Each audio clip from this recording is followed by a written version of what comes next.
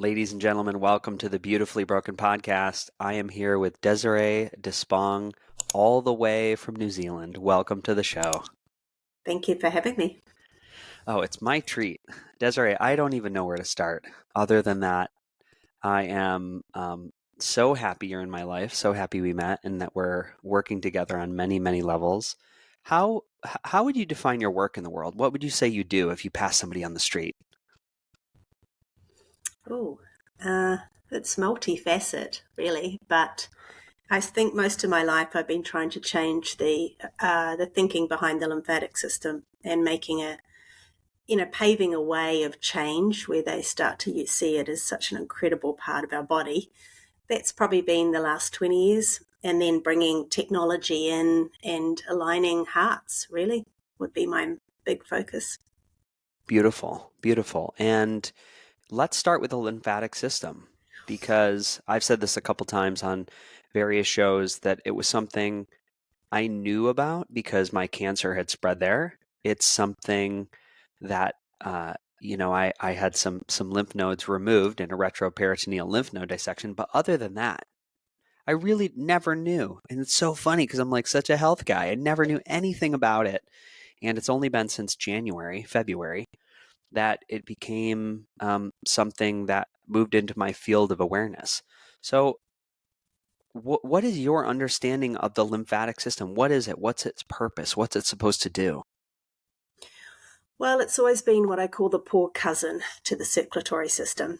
It hasn't gained the same notoriety. It's not as easy to manage. It's a little bit more complex, and it's not as simple as other than, as you stated, removing lymph nodes, as being able to cut it out or give it a medication. So it has been one of the areas in our body that, it's taken a long time to really understand its value. And it's probably been really since COVID that it really has all of a sudden created some acclaim. And I think just bringing it first really simply is the lymphatic system's a little bit like the garbage truck of the body. It's trying to take away everything that's in the cellular tissue. So around the cells, the fluid that's sitting in that we call the interstitial environment. And so it's kind of a cleanup mechanism. But more importantly, and I think one of the most important things we should note is that it's part of the immune system. So, the two go hand in hand.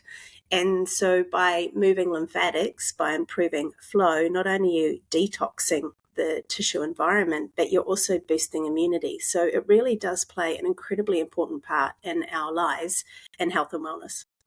Yeah. How does it support drainage or detoxification in the body? It's a good question. The thing is, I've struggled a little bit in the last 20 years. We've really had a big thing about detox, but we really haven't thought about the pathways to encourage the actual drainage. And so the lymphatics is, to me, that like we know about the bowel, we know about the kidney, we know about breath and sweat are the four main ways we try to eliminate. We know about the importance of what the liver does.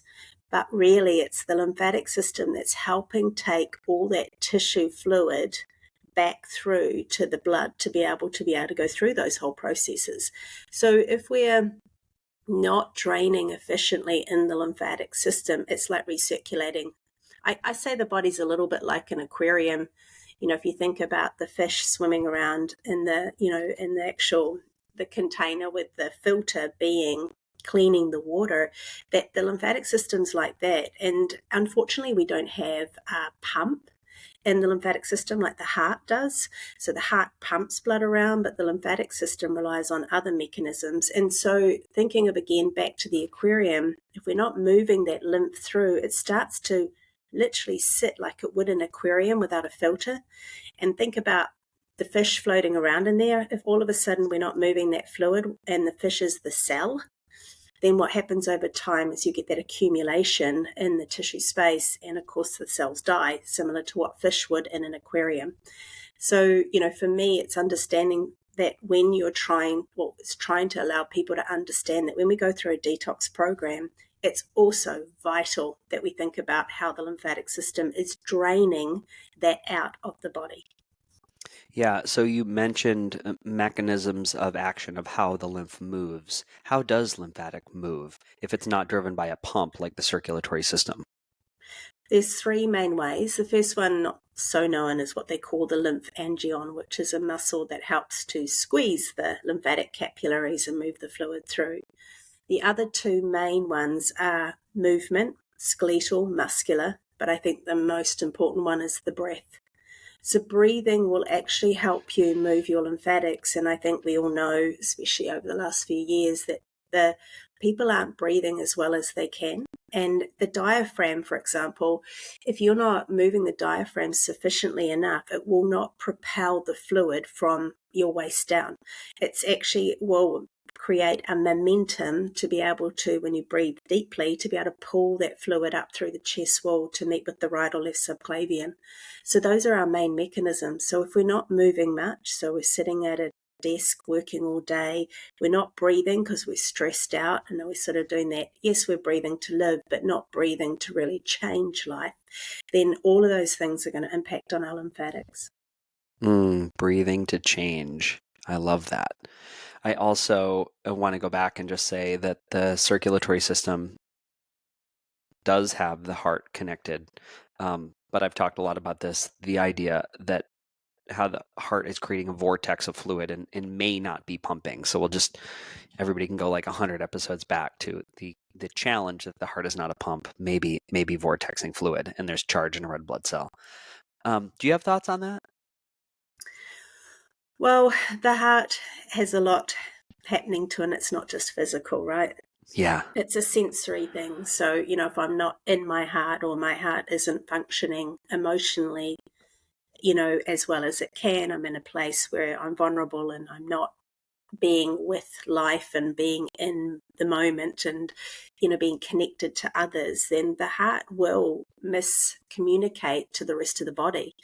And the one other thing that I want to bring in with the circulatory system is blood and lymph. It is our circulatory system. So you can't have one without the other.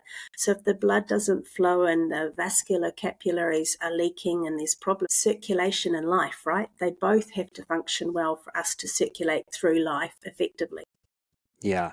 I promise I'll bring us back to that. But I've been reminded of a couple moments in the last maybe last calendar year in which I feel like I have my shit together relatively, like I hold myself pretty strong.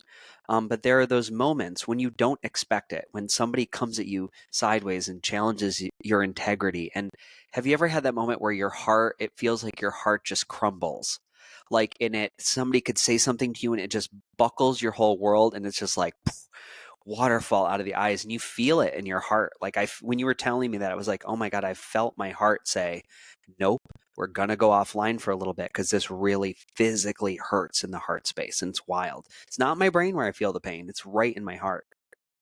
Yeah, so I think we underestimate the impact of our environment and the people in it. And therefore, for me in New Zealand, we have a thing called whānau. Whānau is family. And we're very, especially when we go through health, we're really considering who are those family. It's not necessarily biological, because that's how powerful it can be. One sentence can impact you in such a way that it can set you backwards. And therefore, when you're going through any health journey, having people that are supportive, understanding, encouraging, and not challenging you other than to certain behaviors, and how's it still working for you to continue that way if it's actually impacting on your health, I think is paramount. But I think people do forget that something like what you just explained can be just as much of a setback as what a physical ailment can be, like breaking my foot like I did the other month. So it is a very, very big part of healing. Yeah. I promise I'll bring us back to the lymph. You mentioned lymph moving through the breath and coming up through the peritoneum and chest cavity, and then you said it would go to the subclavian. Why would lymph go to the subclavian? Why is that important? So we have two locations. We have right and left subclavian. So they meet with the blood because it has to go back through the blood via the heart to be cleansed by the liver, and then we eliminate, as I said it before, through bowel or usually urine. But often in lymphatic drainage, you'll smell the breath will change. The actual breath will change in smell. And some people, like in Flowpresso, for example, will start sweating because it's another mechanism for the body to remove toxicity. So that's why it meets up into the blood. It has to go back to the blood and recirculate back through. Yeah. So what is the contact? How would I describe lymphatic fluid? What are the cells that make up lymph, and what does it look or feel like?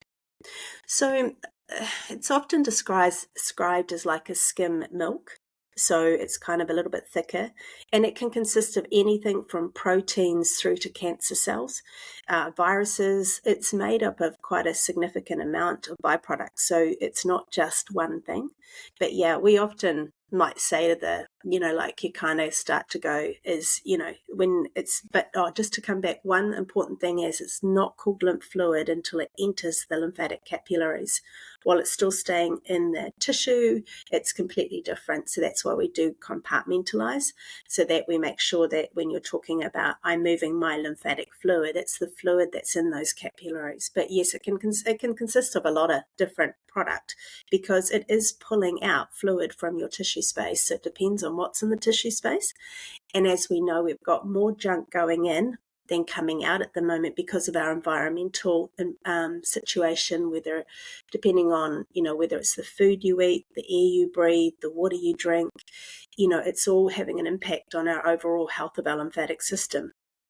Yeah, I understand how the system could be overwhelmed when I'm thinking about all the environmental toxicants and chemicals and stressors that we can be exposed to in modern day living, modern day design. There's always going to be a cost to the comforts of modern day design, a trade-off that I think we silently um, or consciously agree to.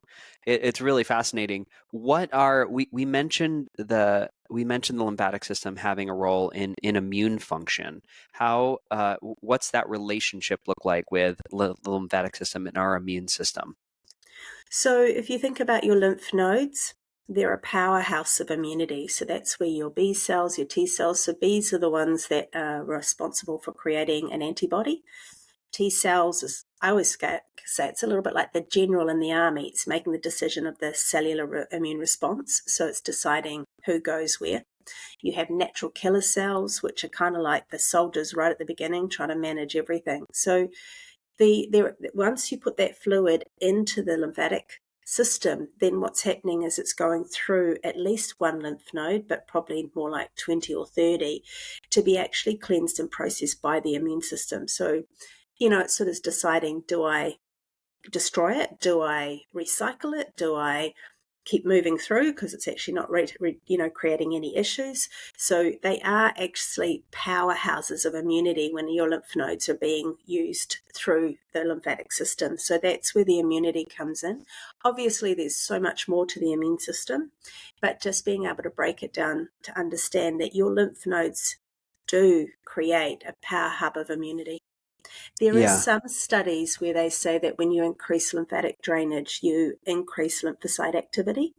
Unfortunately, we still don't have enough research to really back up a lot of what we know, except more recently, we now know we've got a lymphatic system in the brain, which is super exciting because for years we've always taught about draining the brain. And it never quite made any sense to me anatomically that our lymphatic system would stop around the ears. We wouldn't have any sort of circulatory response going on in the brain. Yet when you did lymphatic drainage, they would clear that. They would have less brain fog. We used to call it chemo brain because we deal with a lot of cancer therapists with chemotherapy, and we'd be able to clear that. So it's very exciting that science is starting to catch up and give us insight to some of these things so that we can start to move forward with a greater knowledge of what the lymphatics is actually doing. yeah. So in a case like, well, I'll use myself as an example. If I had a primary tumor in a testicle, and then it had spread to the lymph nodes in the peritoneum. And then typically for testicular cancer, then it would go to lung and brain. Why are tumors forming around the lymph nodes? Why are as a oncologist, they're always looking for a lymph node involvement? I just had a really good friend that's going through squamous cell cancer in his tongue, and they found engagement in the lymph nodes. So they opened up his neck, took all those lymph nodes out, and now he's going through his chemo and his radiation. Why does it progress in that way from your understanding? So from my understanding is it would naturally progress that way, because if you're pulling in fluid from the tissue environment and it's going into those lymphatic capillaries, cancer cells are too. So every one of us has cancer cells right now. It's just whether they progress to something that we can't actually do, what they call apoptosis, so shutting the cell growth down. And so for me, they're going to end up in the lymph nodes. It's a natural progression. And to be honest, I think I'd rather have it there than anywhere else, because that's probably where there is an army going on right now trying to destroy those cancer cells. I mean, there's some research here in the US where they found out through breast cancer, for example, that removing the lymph nodes didn't make any difference to the outcome. There's some people now saying that we need to reconsider our, approach, so it's not so aggressive. So we're keeping as many lymph nodes there. Probably the most exciting bit of insight I saw was a plastic surgeon that was trying to create breast tissue with cells, and he was working with mice.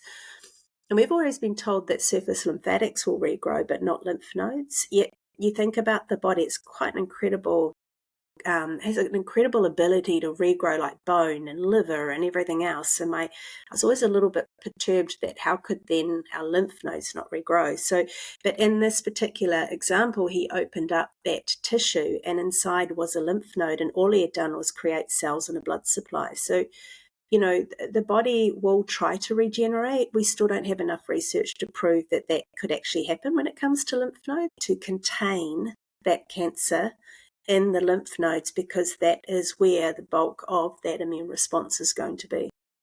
Yeah, it's an incredible body. I want to go back and swing around to the lymphatic system. Um, Before we do that, how many lymph nodes relatively are in the body? Well, it depends on which anatomy book you read.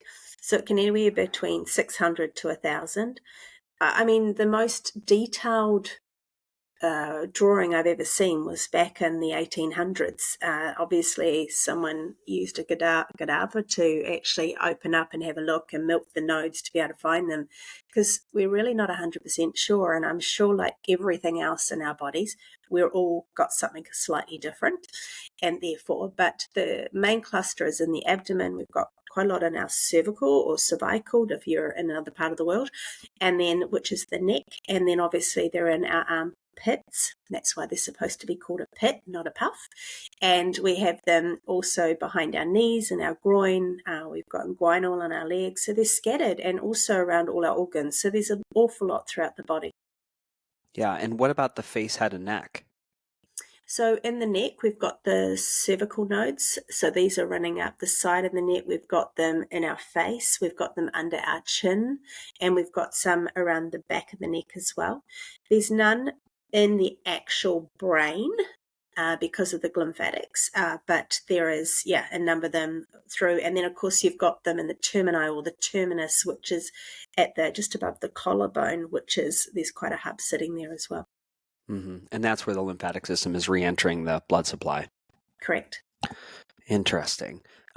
What about, you mentioned, this is so interesting to me, the body's ability to regenerate and scarring. I would imagine if we've got our surface lymphatics must be affected when we do surgery, when we do a scar, when we get in an accident, when we're a professional athlete, we're doing lots of bumps and bruises. What's your experience been with that effect on the overall lymphatic system? It does. It's that simple.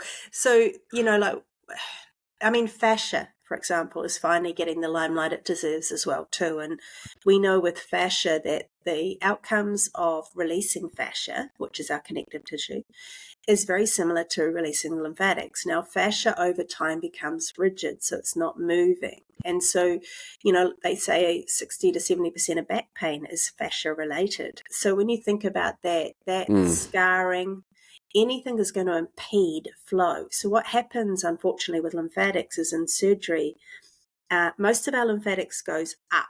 So against gravity, and it travels up rather than, it's not so much like the river that you would see rolling through all the different hills in all different ways. It's trying to actually move upwards. So if you think about a surgical procedure cutting straight across it, then what's going to happen is, as we said earlier, the lymphatic vessels will try to regrow. But what happens is then they kind of what we call reroute. So then they start to be a little bit like a stream where it's got a different route and it's trying to, because of debris, when we have a little stream and we put rocks and, as kids, we always sort of created these dams, and then it would reroute, right? It would take itself, as the momentum came up with the fluid, it would send it somewhere else. And that's where, over the years, I don't understand why we're not considering compression post-surgical, and working with the fascia and scarring, because I've got a colleague of mine who had shoulder surgery, for example, and he had quite a significant scar. So we got him to do scar therapy, and his range of motion within 1 day changed. So that means lymphatics is moving, he's getting better range of motion, and he's going to get a faster recovery. So all of those things will have a massive impact on our lymphatic vessels. Yeah, I think of just about plastic surgery in the United States. Like, there's no conversation about that at all. No.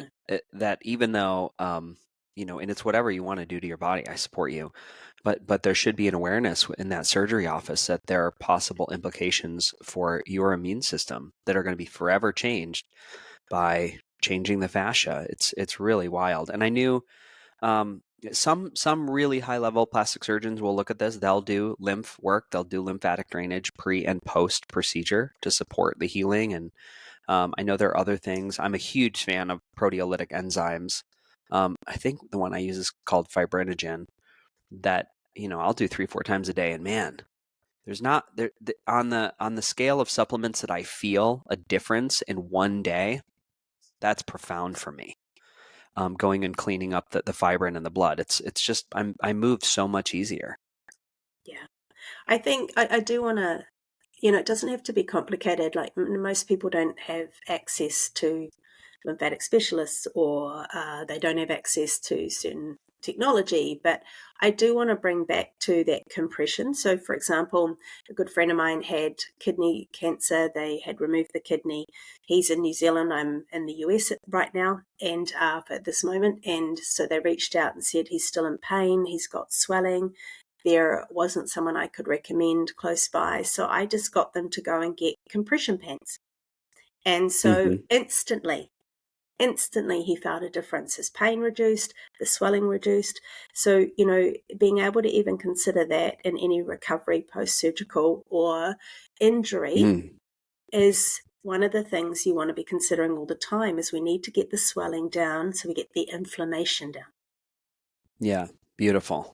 I feel like I should get some compression pants for when we're in Vegas for the next 3 days. Yeah, makes a difference. It really It does. does. It does. It does. I gotta put that on my short list. We'll see what Amazon can do. Yeah. So you mentioned at the top of the podcast that your role is did you say opening hearts or connecting hearts? Well, it's both. We'll have to go back and review the show notes. And then you also mentioned ushering in new technology. So let's talk about the technology piece. You said you've worked with the lymphatics for 20 years. How did that start, and what were some of the initial technologies that you worked with?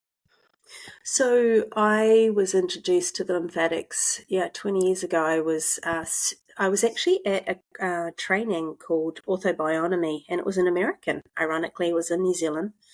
And he was teaching us about Chapman's reflexes, which is the osteopathy way of looking at the lymphatics. It's locating certain points in the body, and if they're imbalanced, you know that the lymphatic system isn't functioning correctly. And, I'm, as you know, Freddie, I'm always thinking of everything 20 minutes of the day, but 20 times a day, but I'm all over the show and my thought process, and I get but when I get excited, I really feel that there's something to learn. And it was probably one of the first courses I've been on where I'm going to use the word spellbound for 2 days, and could not understand why we weren't considering the lymphatic system as a whole. We weren't thinking about the impact that we could have on people's health. So that put me on a journey. I actually started learning here in the United States, worked with a couple of gentlemen here, and I also trained with a woman in Australia. That was more the hands-on. And I was using a technology here that was made by a company called Star, and it was a technology that actually used more of an electrostatic energy through glass bulbs to be able to stimulate the lymphatics. And within 2 years of that training, I became their international trainer, which is what got me here to the United States a lot. And then it was a discussion with a doctor one day who was getting frustrated about how hard it was to get practitioners in the lymphatic industry, because hands-on, it's time-consuming. You do need that extra bit of help. And so Dr. Jeff Drobot was his name, he actually asked me to go away and see if I could create something. And at the time, I'm looking at him going, I'm a practitioner who's taught and worked in the lymphatic world for, I think that was about 12 years at the time, or 10 years at the time. And I'm like going, how do you create technology? This is like turning into the mad scientist. And so basically I did. I went back to New Zealand. I went on quite a journey of seeing what was around the world. I actually want to set up a museum of all the hilarious things I found and what I did. And we rolled out our first prototype March 2019. And I actually brought it here to the States to 3 close colleagues to see if they could test it, one being that doctor. And I wasn't even leaving the US. I was in the customs waiting to go through, and I got sent a video of a woman who had had Lyme's for 25 years crying because she had never felt so good, and that was one session. And so I'm in the middle of this customs crying at this experience because it was just like, oh yay, I'm finally finding the magic that we needed to. But like with everything, it's not easy to develop tech. And so we had to go back to the drawing board. There was a number of issues. And long story short, we launched in February 2020, and that was the Flowpresso. So that's a compression suit that combines heat and compression. And we also have some frequency in there. And we, of course, got shut down in New Zealand in March, the whole country. So that was a little bit of a challenge to pivot. But it also gave us this incredible opportunity to be part of a study with New Zealand Police, and it was all because of a critical incident that had occurred. And that's when we learned that not only did that we were moving lymphatics, but we were also impacting significantly on sleep, stress, and anxiety. So that then opened up a series of other doors where we could body reset someone so that they could have a sense of calm like they haven't felt for a long time, which right now, I don't know many people that wouldn't put their hand up for that. Yeah, that's amazing. So the Flowpresso technology, you said compression, deep pressure, thermodynamic heat, infrared Correct. heat, as well as frequency technology. How would you define the difference when you say compression and deep pressure? So deep pressure is the therapy it's delivering. So compression has been around for a long time, pneumatic pumps. It's used in hospitals. It's been, using now in more of the sports arena. The thing is most of them are singular garments, or they may just be, for example, the legs, and not many people, there's one other tech that they do it up to just below the chest wall. And so the thing is, but they don't have heat. So what we've found though is when we combine compression and heat, it was delivering similar outcomes to deep pressure therapy, which for some people would not know that's basically, think about the weighted blankets. It's about that feeling of actually, down regulating. But what it was pretty much like, I think, was most people felt swaddled again, like they were as a baby. We bind babies, we make them feel safe and secure, and they're warm. And, when you're in vitro, you're feeling safe and warm with your mother. So the thing for me is I think we're starting to create that with the feeling of deep pressure therapy, because it's the therapy that it's delivering, not just compression alone, because compression is about moving fluids, but the combination of the heat and the compression was what gave us deep pressure therapy. Yeah. Um, and that's a very common question. People say, well, this Flowpresso, because if somebody hasn't seen it at home, and we'll definitely splice in videos of people being in the full body suit, it's really like getting buttoned into a spacesuit, all the way from your feet are wrapped, your ankles, your calves, your legs, your belly, your arms, there's a back piece. It's like a whole body experience. Um, but people often say, they're like, well, I've done compression. It's just the legs. This looks like the whole body. So what's the big difference? For me, the lymphatic system is a whole system. And my concern was always, being a practitioner for so long, is that if we don't move the whole system, we don't get the lymphatic system running efficiently. So, for example, if I have someone that is managing health issues and I just put, say, compression on their legs, all I'm doing is pushing fluid uphill to sit in their abdomen to probably them stand up and it go back down again. Or more importantly, creating another issue where I'm what we call pooling fluid in the area. And that's always been a concern for me. I want the whole lymphatics functioning correctly. And that's why the whole body experience came about. Because for me, at the end of the day, if I can't move it all, then why am I moving it? Because, it is a whole system. And if we can effectively move all of it, then we're going to then encourage that whole lymphatic movement, plus we're going to increase immunity, one would think. But also what we have seen, which I think is the most profound, is we change heart rate variability. We take them out of sympathetic and we put them into parasympathetic.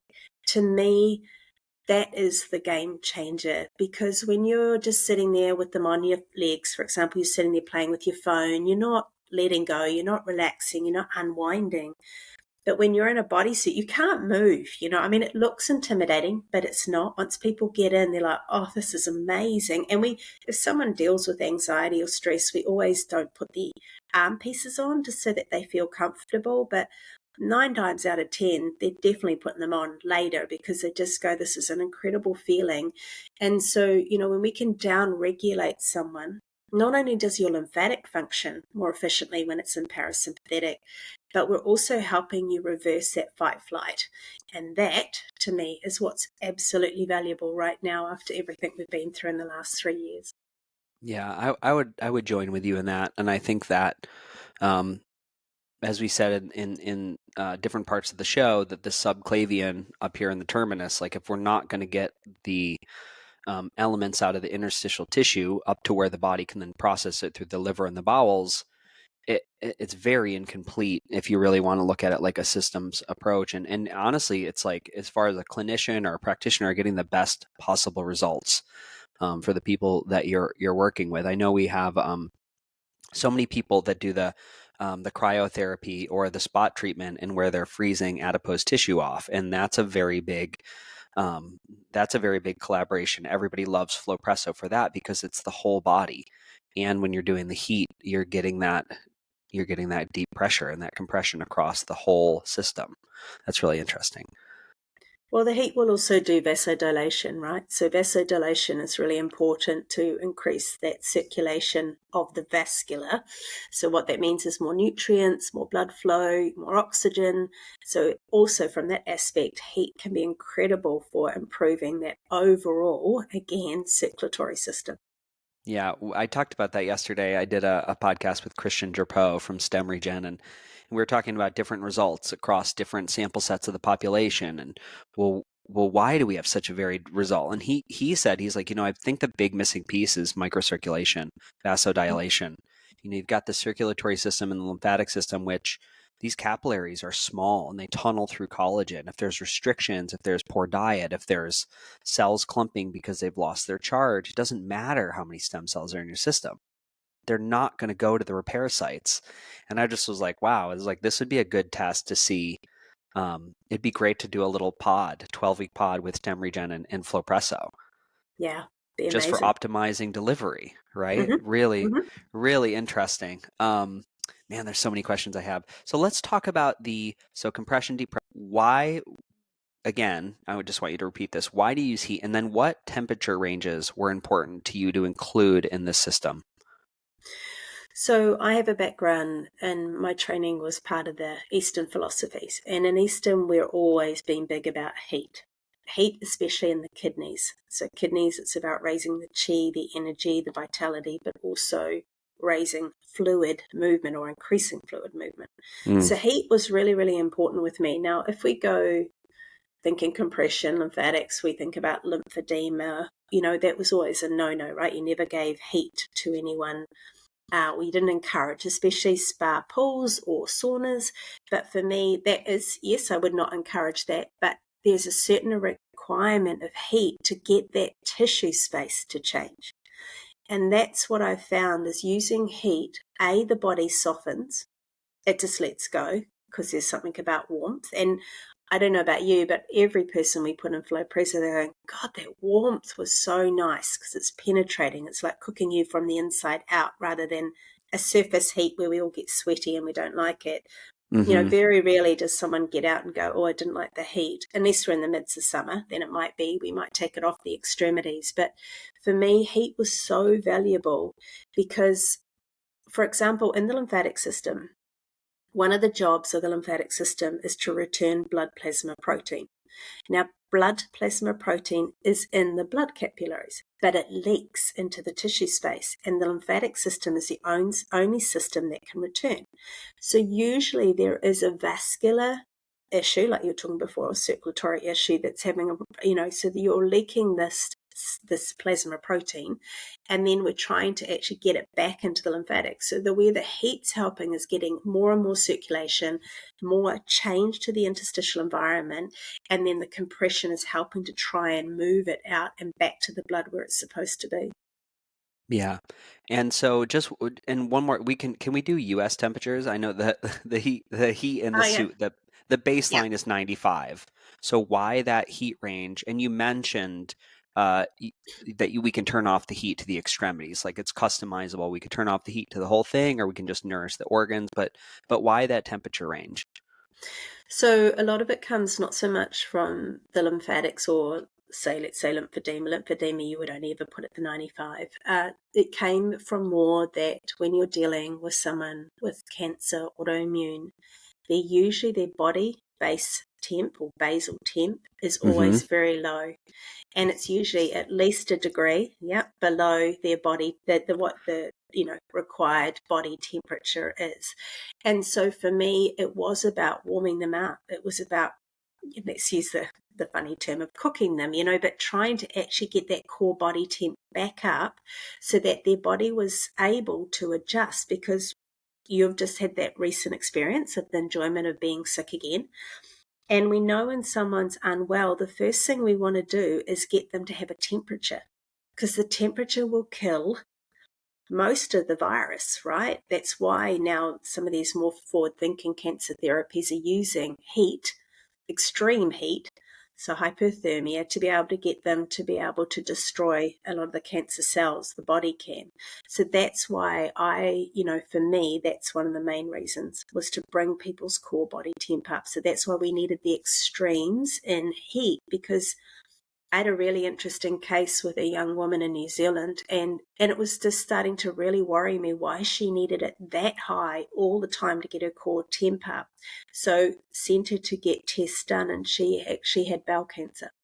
So for me, it's really important to understand when someone's not warming their core up, or they can't adapt to cold and hot. They can't do, you guys tend to be really big in your ice baths, do saunas.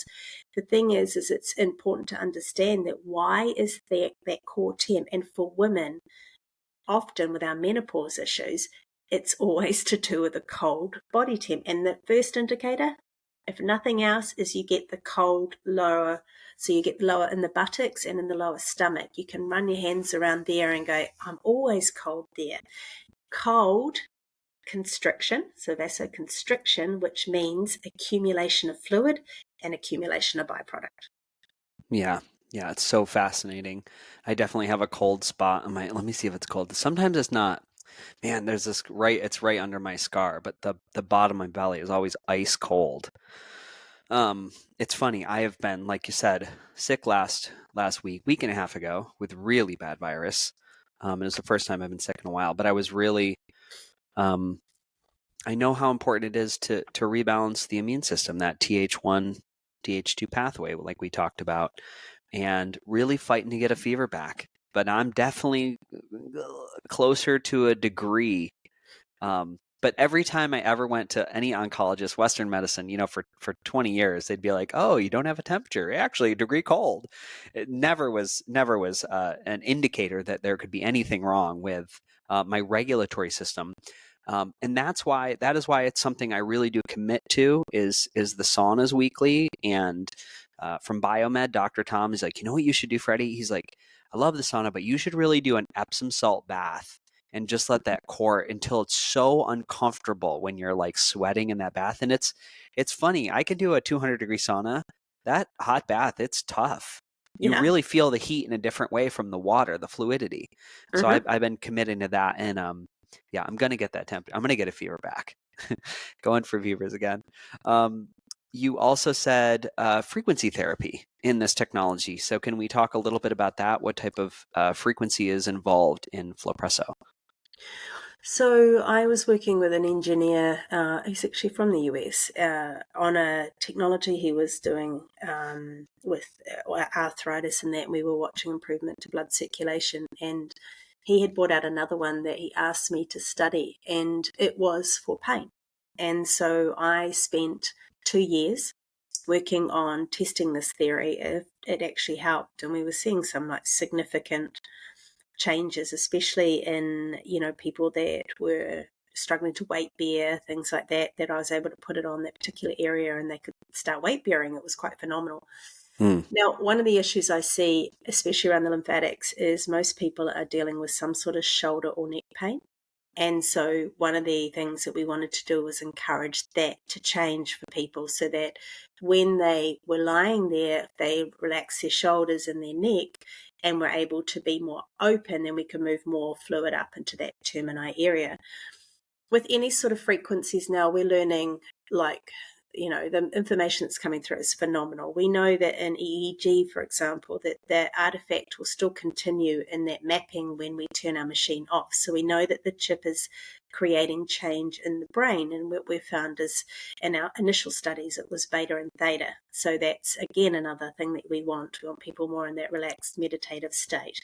So we're still learning more about the frequency of it, but the more that we understand science and the more we understand different ranges of frequencies, we're going to be able to understand more in the big picture. But initially, this is what it's just been designed. I want to get your neck and shoulder pain gone so that when you're lying there, you can, and we do have some, I call them miracles, where people have had years of shoulder pain or neck pain, have one session and it's gone. Like, it's quite phenomenal, but that's not the norm. It's unusual. But, you do find most people get up and they've got no shoulder and neck pain to the same degree. And I've got to be able to get the system, because there's a saying, structure equals function.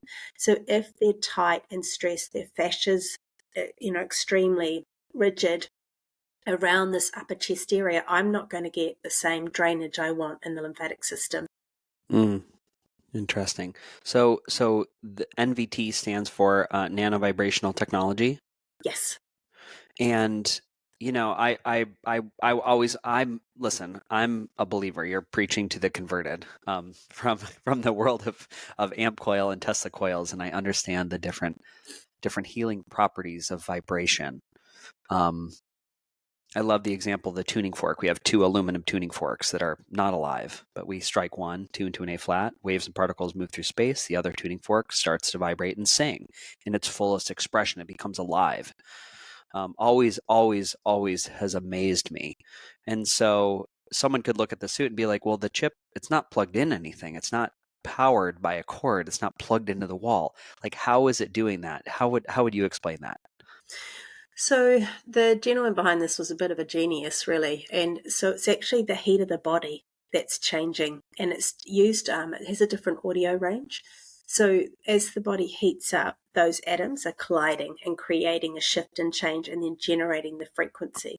So it is, for some people it'd be like, what? Like, I just don't get that at all. But it is part of what's happening. We are bombarded by frequency now, whether it's from the microwave you're using or your phone right through to even the way the earth resonates, impacts us. So it's not actually that hard to understand anymore. And I do know there's quite some considerate research going on around this particular technology to be able to be very, very specific. It's very exciting. I've already been told what it is. I'm super excited, but I've got to wait till they actually prepared to announce it, because they're going through a few different processes with this information. But it certainly then explains why we get some of the results we do in Flowpresso. So I think it's just, as we see, there's some incredible frequency technology coming out now, and I think it's the way of the future, and we're going to see more and more.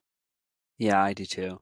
And just for anybody at home, this is a military application in the United States. Like our Navy SEALs have patches to calm their central nervous system so they can better execute their job, especially when they're on no sleep. This is a thing. It's been used for years and years and years. It's just not in the mainstream yet. It definitely will be. We're reaching that point, and um, again, I'll join. I've done enough scans on people to look at predominant brainwave states and heart rate variability from just doing a frequency technology and watching people shift sixfold, eightfold, 30 minutes. Really, really profound. So I am, yeah, you're preaching the converted, but I always think it's good to explain it to people, because if that's not your worldview or you don't understand it, it's helpful to know.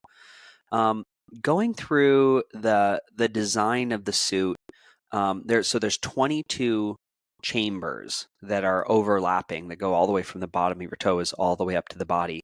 How is how does pressure work moving through the suit?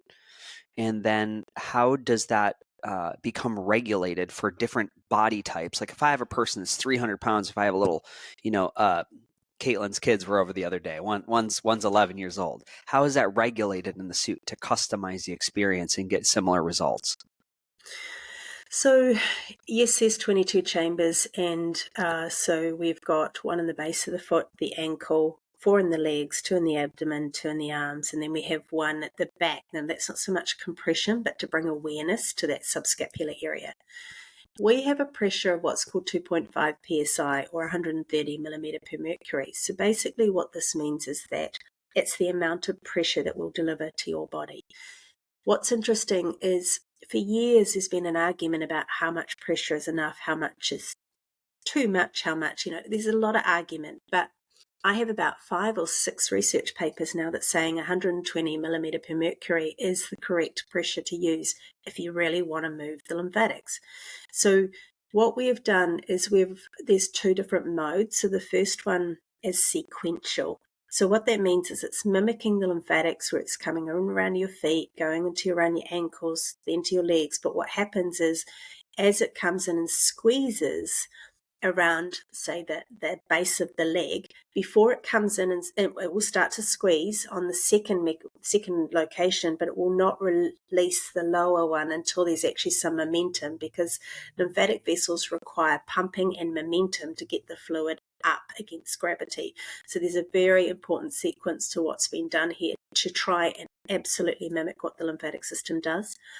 With different body types, we can adjust, which is great. So we can allow for that type of person. It's absolutely vital to me and my therapy that I'm delivering a session that's specific to you as an individual, not just a one size fits all. I really struggle with that, especially when it comes to a lymphatic system.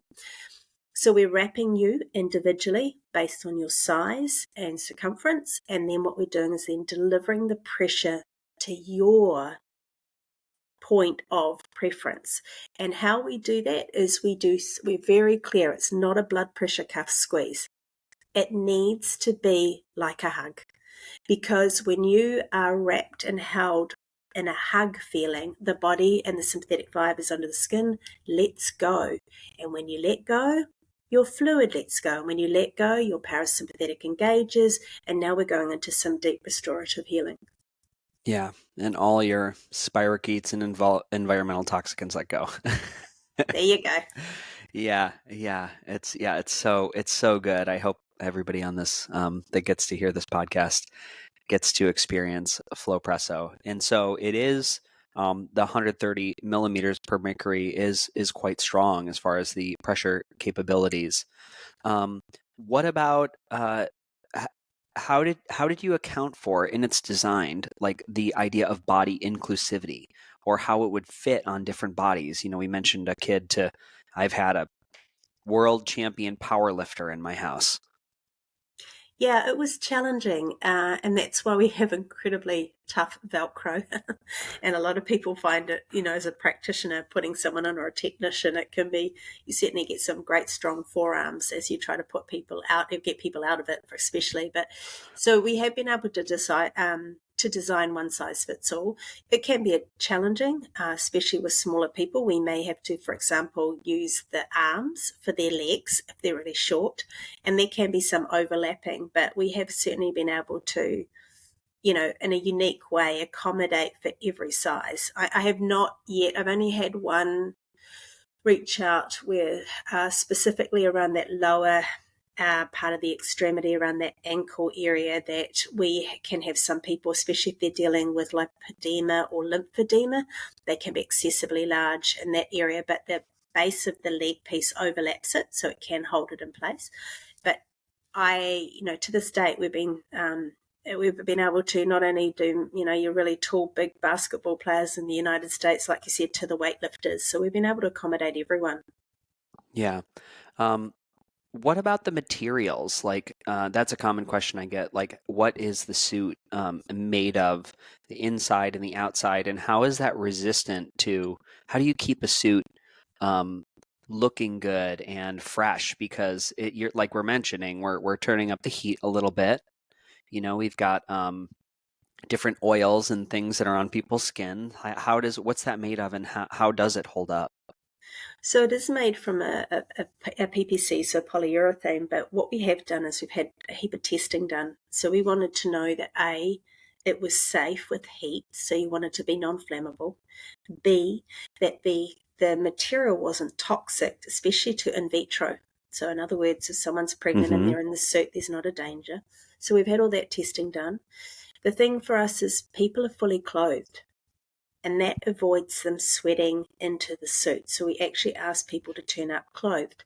Now, I never thought that was a thing, but it's absolutely amazing, especially maybe COVID was a big part of that, but how many people are more comfortable about getting into this clothed, that they are actually more comfortable in the whole experience because they're clothed as well. And that definitely limits the sweating significantly in the suit. And then we use things like Briotech. There's certain type of cleaning products that we recommend just to make sure that the suit remains in good order, but more importantly, that you're cleaning it in a way that you can be assured that you're not transferring any byproduct to your next customer or client or patient. Yeah. And as far as like if I were a practitioner and using, let's say I've got 20 people a week, I'm spraying it down with some hypochloric acid, some Briotech after every use. Is there maintenance for the suit at the end of the week? I really like to encourage that they use some soapy water, soapy warm water, to really give it a good clean down and then let it air out. So then that way you're just making sure you're getting rid of any residual that's still sitting on top, especially around the feet. It seems to be, people ever wearing socks.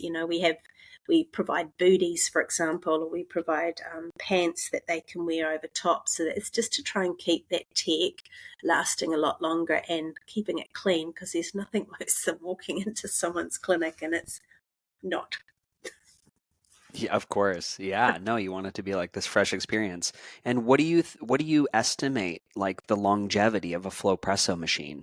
How long have you been working with your original units? And as far as like a practitioner goes, like looking at their long-term return on investment, what's your take on that? So we've been going since February 2020. The lifetime of the actual controller, we give it 5 years, but I Hmm. think that's a very conservative, really. I think you're going to find it goes for a lot longer. The pieces that we are wrapping you in, where the issue comes in is how well you're looking after them, but also the heat. So we give them a year warranty. We only get a 3-month supply warranty from the people that manufacture them for us, but we back them that strongly. I find it's all about planning especially when I'm consulting a wellness center or a medical center about buying technology. It's what's a realistic expectation. So can we talk a little bit about return on investment? And so you've run a clinic in New Zealand with multiple Flowpressos. So what's it like to run a Flowpresso in a business? But really, I mean, it's like everything in health.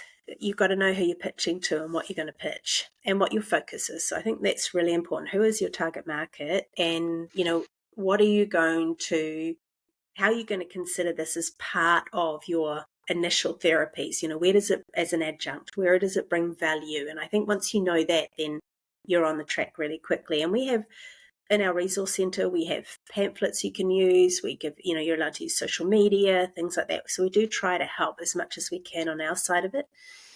I think that for me, it's, it really, I think the price point and then they're being able to charge out is significant. So in the US, it ranges between $80 to $200 a session. So this is very much defined by your location, what the average maybe lymphatic massage would be costing, and then you're basing it on that. So most places in the US pay their unit off, and this is only like 10 or 15 sessions a week. They've paid it off within 2.5 months. So it's not like it's unachievable. And what I have in my clinic is 2. So I actually have them side by side because we've actually found how profound it is to get couples or mother and children in together because, when you think about it, if we're all under stress and I get myself sorted and I go home, meanwhile, I've gone back into the house or the environment or my work environment, nothing's changed. They're all as stressed out as they were, and I'm trying to be this new normal. Then we've often found by bringing 2 people in, like the husband and wife, or that actually is significant, the change, because you also underestimate when someone's unwell, the carer and them trying to cope with that as well. So they are just as stressed, they're just as much not coping, but they put on the brave face because they're not the ones sick. And that's what we do. We do couple nights, like couple evenings, and they date night. So it's fun. You get to bring in a whole different marketing tool on that one as well. But yeah, it sells itself once you get someone in there. I think that's the key. It's such a sensory experience that once you put someone in, it's not hard to get them back. It's just getting them to go, I'm going to get in what? You want me to do what? And you want me to get in that thing? Like it's that initial barrier of, being in a tourniquet, right? Like being held down, and there's a little bit of fear that comes up initially. But once you get a client or patient in, that's very, very rare. They'll say, I won't do that again.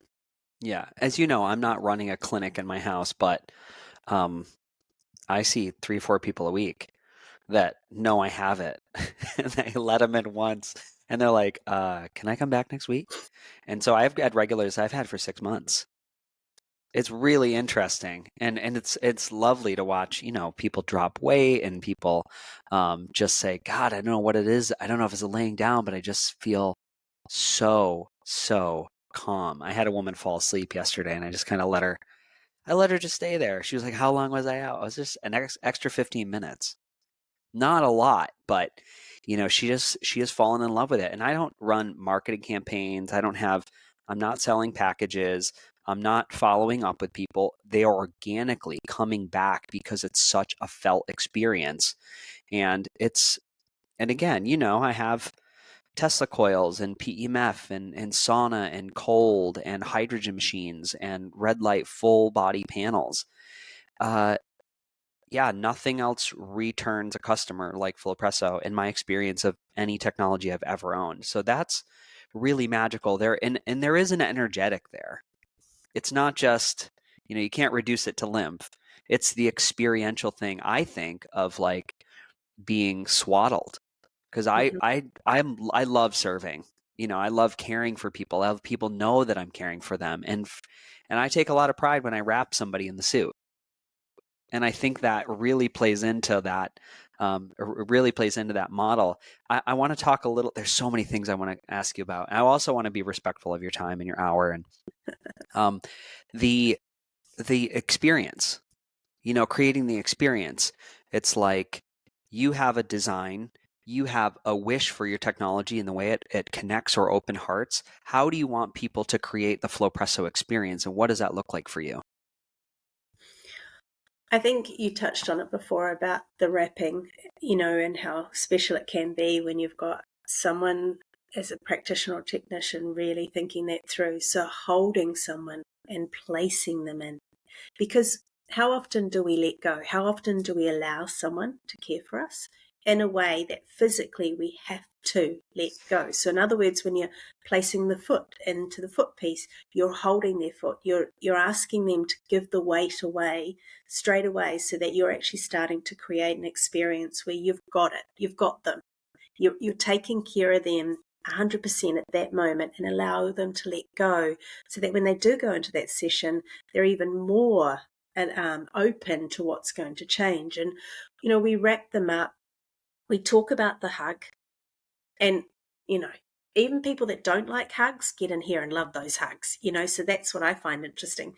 And then being able to get them so they're so comfortable in the experience. So we're adjusting their settings, we're adjusting their heat, and we're really making sure they're 100% okay. And then we add to the experience by putting some background music in. And what we're trying to do is take away any environmental stresses. We're going to cover their eyes, and we're going to have a room that's low lit, so that they just feel like for 40 minutes they can disconnect from the world, but more importantly, connect with self.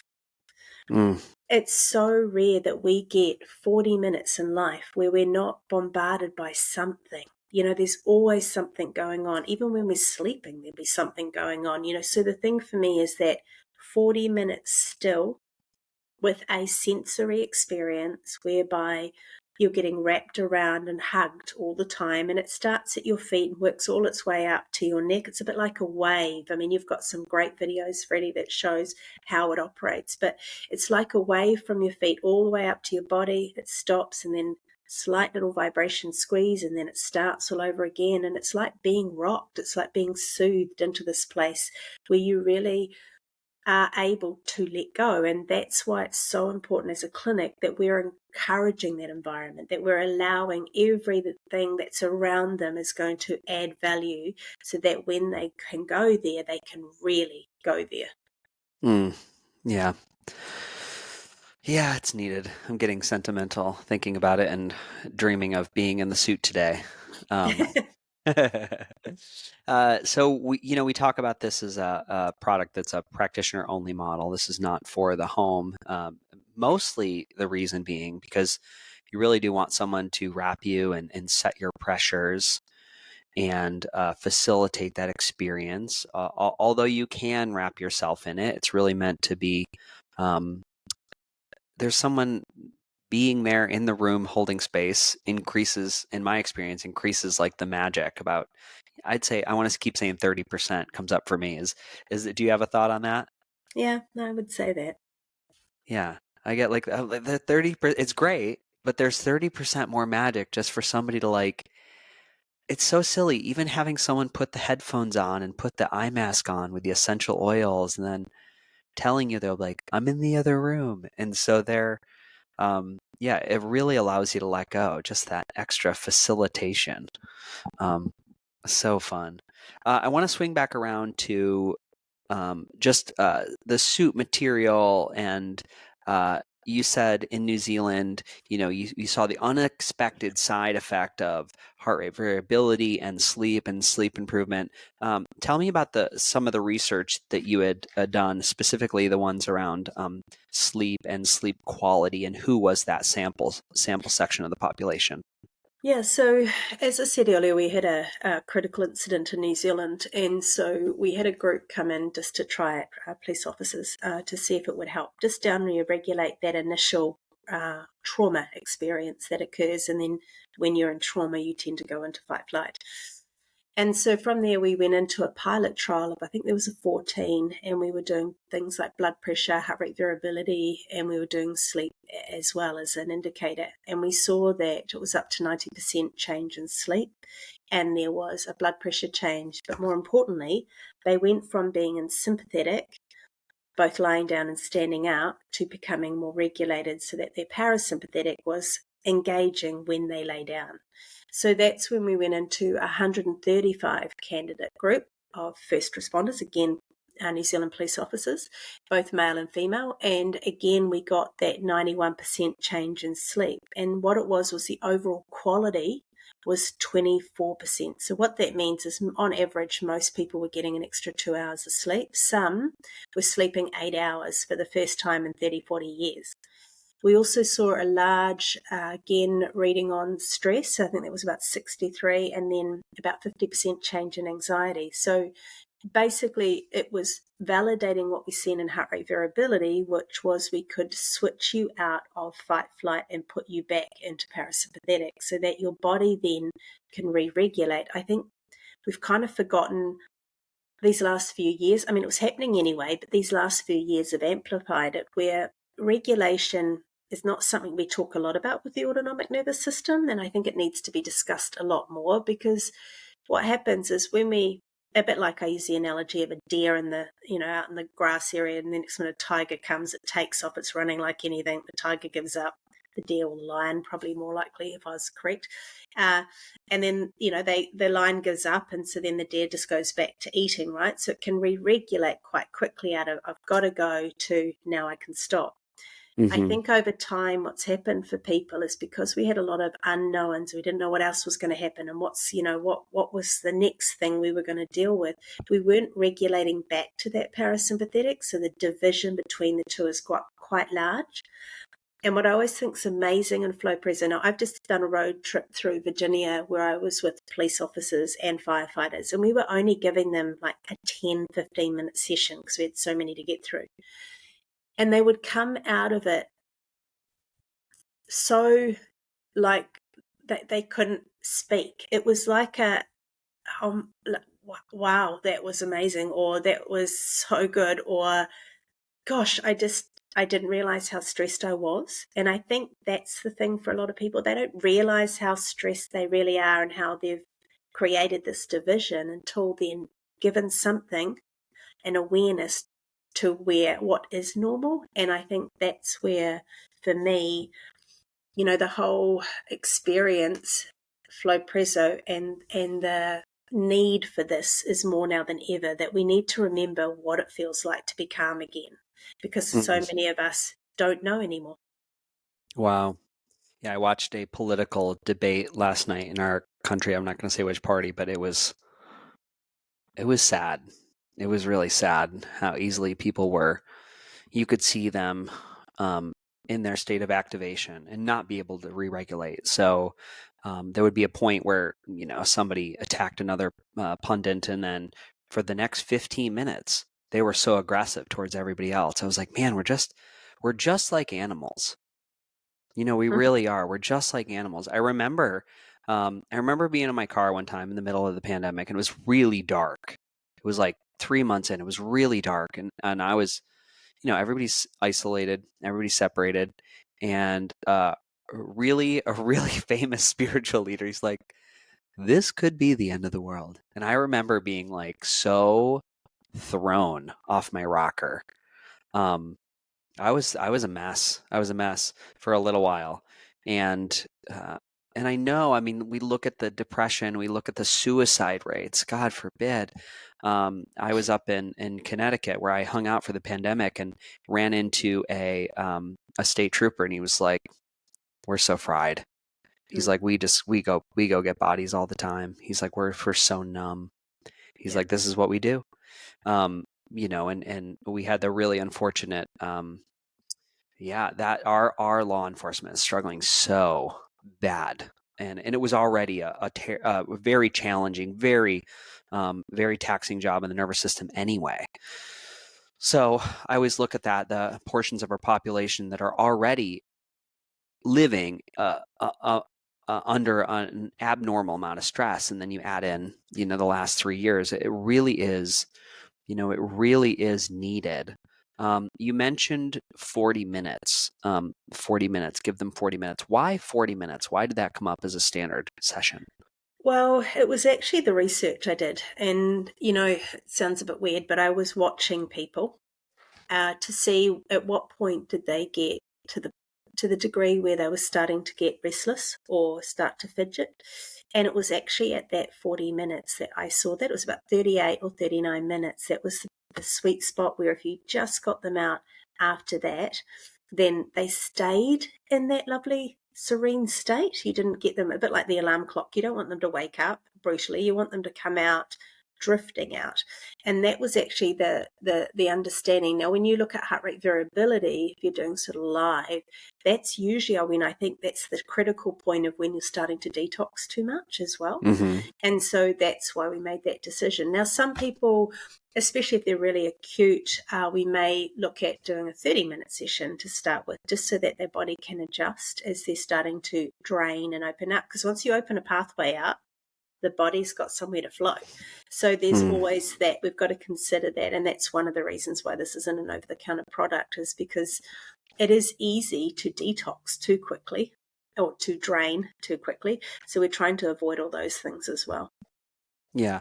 Is there any other research that you can allude to that's happening in the next year or two with Flowpresso?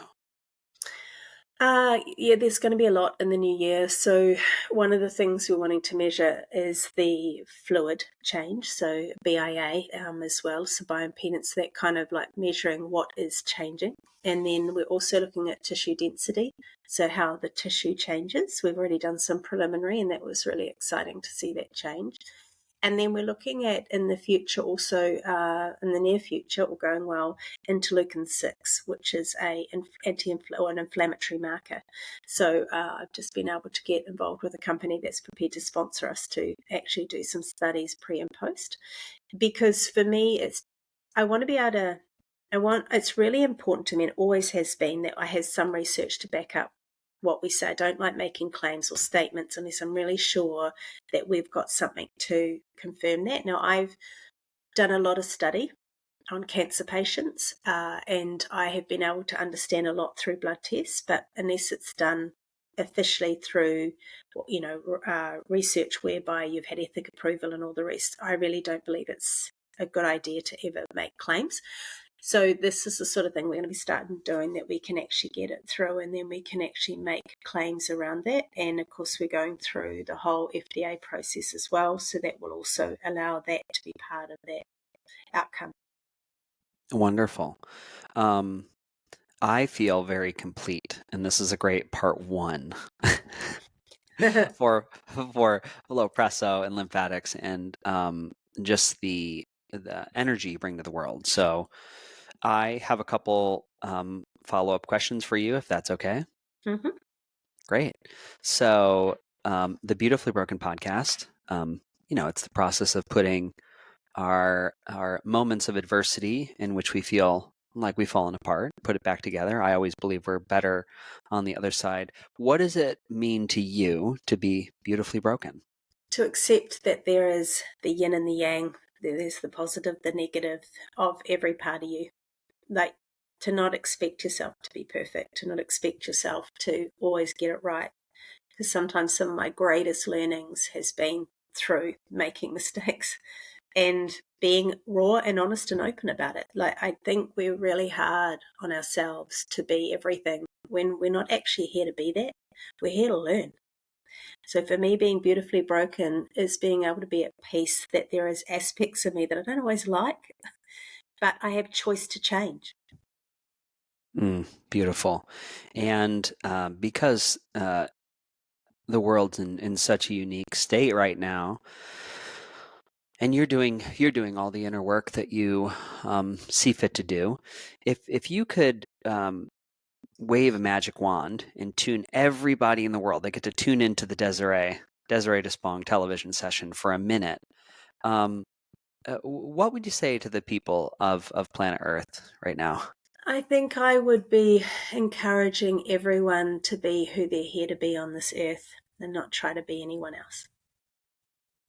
I think we've lost sight that we're not all meant to be the same, that we're meant to be a community with individuals that accept each other for their individuality and the blessings and the gifts they bring. And to me, that's what I would love. I just love all of us to go, I see you and I accept you, whatever that is, and not need to make claim of it, not need to put labels to it, not just I see you. I mean, I always loved that Avatar movie, when they used to say, I see you. And, I think people want to be seen. They want to be authentic self. In other words, I've talked about this before. In New Zealand, we call it the Wairoa. So the Wairoa means the two rivers. One's the personality you come in, one's the sole purpose why you're here. And the key is to bring those two in alignment and be at peace with that. And this comes from the heart.